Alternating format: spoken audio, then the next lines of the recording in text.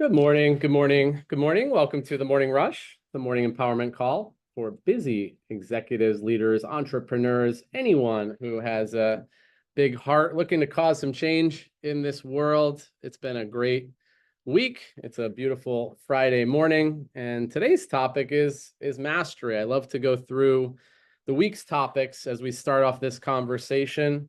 Monday, RPM planning, like productivity. Do we have a productivity system? Are we using it? Are we leveraging it in ways so that we can be more productive and do more of the things, get more things done, and accomplish more what's in our heart? Tuesday, musts versus nice to haves. Like, have you made some of the important things musts versus like, maybe I'll do that, or be nice to do that, or I must do that because it's important to me. Wednesday, 3 to 5 to thrive. I talked to Ben Curtis yesterday, and he said, man, that really gave me some clarity, and I produced some cool things on Wednesday just because I dialed in. I said, these are the three things that would really move the needle for my business and my life. Thursday, outcome, purpose, massive action. We talked about linking the results, the outcomes we want with the purpose, the why. Why is that important to us? Because that'll not only get us clearer in the moment where we're going, but also why we're doing it. And in those moments when we find challenges, we can look back and say, this is why I'm doing it, and then creating our action plan. So today I want to talk about mastery. Like, what is mastery? What does it mean to develop mastery? How do we develop mastery? And I've got this, one of the exercises that Tony did this weekend. He had everybody take out a pen and write their name in cursive, full first and last name in cursive 10 times. And he had somebody else time them. Like, how long does it take to actually write your name in cursive? And the woman who was doing it did it in about 8 to 9 seconds, full name, 8 to 9 seconds. He then said, I want you to actually write less, and let's see how long it takes. And what he meant by write less was, he said, every other letter. So I only want you to write every other letter of your name, like half the number of letters.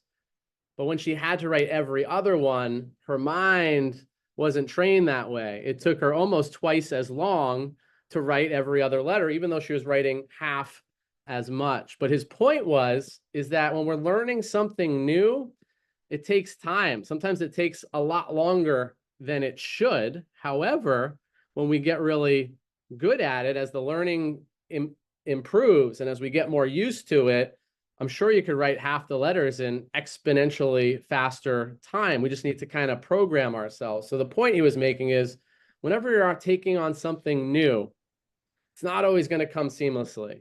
It's like when we started to learn how to walk. We didn't just automatically learn how to walk. We struggled with it. We figured it out over and over and over again. And so how do we get to mastery? Like, is there something that you want to master?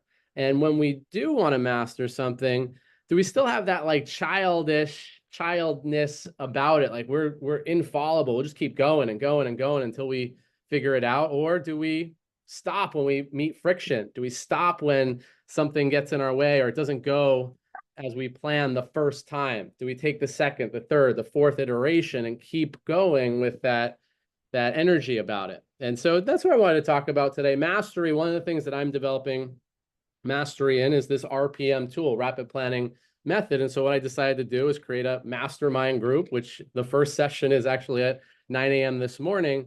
And that's one of the ways I find that I can start to master something is, one, practice it, two, get in a community of other people who want to up level their skill in mastery. So that's what I wanted to come in with today. The question is going to be, what are you looking to rise in mastery around? Like, where is there an area that if I mastered that area, that would make a real difference in my life? And one of the other areas I think is digital marketing. Like, that's just something I see a lot of people have challenges with. Like, how do we get more bigger audiences for the stuff that we want to do and the stuff that we want to contribute? So anybody have some thoughts coming in? AM, I saw you raised your hand. We're talking about mastery this morning. What are you mastering? What's your take on this? Well, first thing, mastery is not complicated. Most of the time we think it's complicated. It's only one word. And that one word is practice. You could master anything if you just practice it. as many times as possible.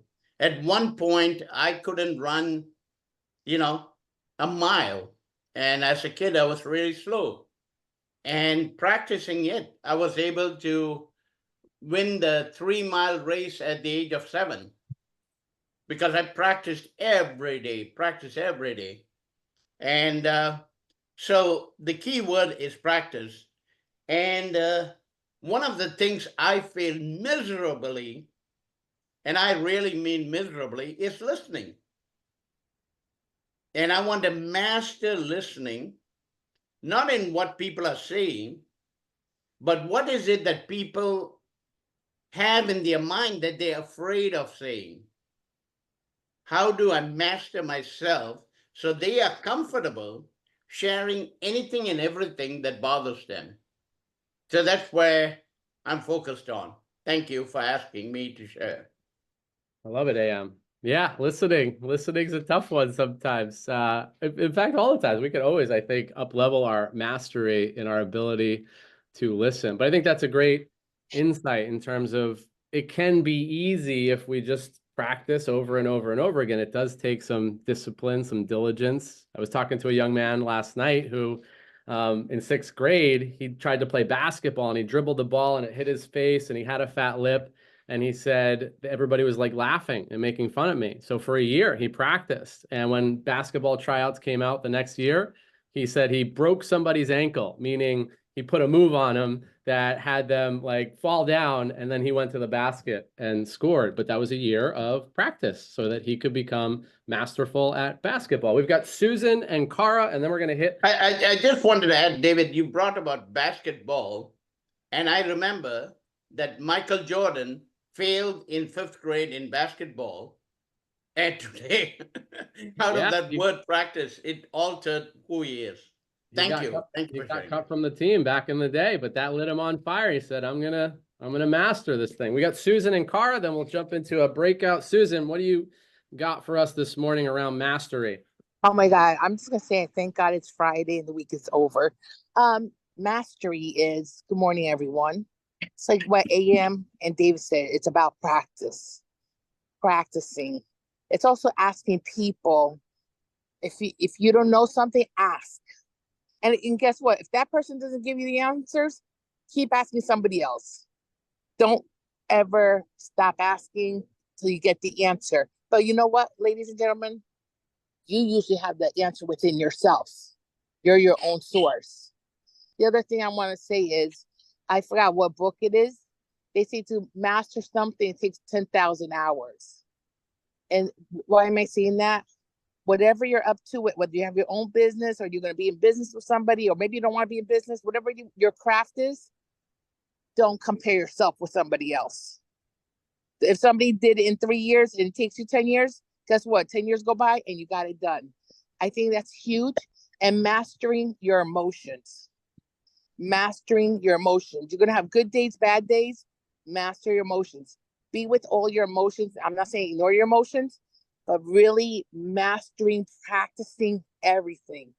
And the listening coming from nothing is the gift I will leave with you guys. Master listening coming from nothing all the time. And you know what? That's the tip for the day coming from me. I'm done.